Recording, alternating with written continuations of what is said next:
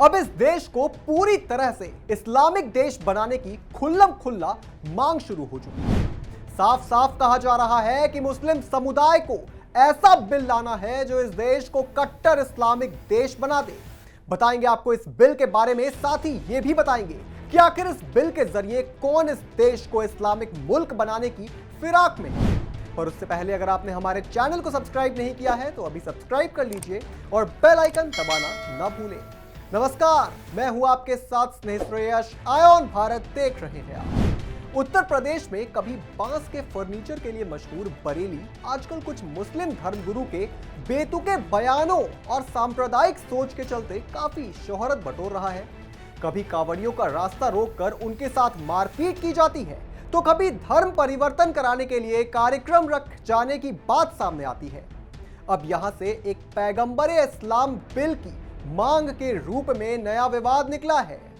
आला हजरत के 106वें उर्स रजवी के पहले दिन ऑल इंडिया मुस्लिम जमात के मुख्यालय पर एक बैठक हुई, जिसमें देश के अलग अलग राज्यों से आए उल्मा और बुद्धिजीवियों ने मुसलमानों के मुद्दों पर चर्चा की और एक मुस्लिम एजेंडा तैयार किया है और सरकार से पैगंबरे इस्लाम बिल लागू करने की मांग की है। मौलाना शहाबुद्दीन रज़वी बरेलवी ने सरकार और राजनीतिक पार्टियों को चेतावनी देते हुए कहा है कि अक्सर कोई न कोई व्यक्ति पैगंबर इस्लाम की शान में गुस्ताखी करता है, मगर सभी लोग खामोश होकर तमाशाई बने रहते हैं, कोई कार्रवाई नहीं होती है। इसलिए संसद या विधानसभाओं में पैगंबरे इस्लाम बिल लाया जाए ताकि फिर कोई व्यक्ति उनकी शान में गुस्ताखी न कर सके। मौलाना ने आगे कहा कि सरकार चाहे तो इस मसौदा विधेयक को कोई और नाम दे सकती है। हमारी मांग है कि पवित्र पैगंबर साहब का अपमान और ईशा निंदा करने वालों के खिलाफ कार्रवाई के लिए एक कठोर कानून मौजूद हो। उनका यह भी कहना है कि सरकार अपनी जरूरत के वक्त और वोट लेने के लिए मुसलमानों का इस्तेमाल करती है, लेकिन सरकार बनाने के बाद उन्हें भूल जाती है। इसलिए उन्हें अपने काम के तरीकों में बदलाव लाना होगा। मतलब ये लोग भारत को ईरान इराक बनाना चाहते हैं। ये लोग चाहते हैं कि इस देश में कत्लेआम हो जाए। मतलब पहले सनातन का चोला ओढ़कर खुद धार्मिक स्थल पर भीख मांगते हैं, फिर कहते हैं कि इस्लाम खतरे में है।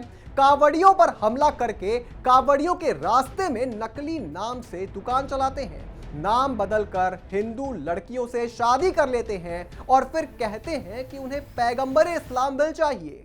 मतलब जबरदस्त एजेंडा चल रहा है। उन्हें यह याद रखना चाहिए कि यह देश सनातन से है, किसी और से नहीं है। यहां ना तो कभी तुगलकी फरमान आ सकता है और ना ही मोदी सरकार इसे आने देगी। और जिस प्रदेश में बैठकर आप इस तरीके के मांग कर रहे हैं, उस प्रदेश के सीएम हैं योगी आदित्यनाथ, जो ना तो कभी हिंदुत्व पर आंच आने देंगे और ना ही इस तरह के तुगलकी फरमान जारी होने देंगे। इस पर आप क्या सोचते हैं दोस्तों, हमें कमेंट करके जरूर बताएं। और भी तमाम बड़ी खबरों से जुड़े रहने के लिए आप देखते रहें आयोन भारत।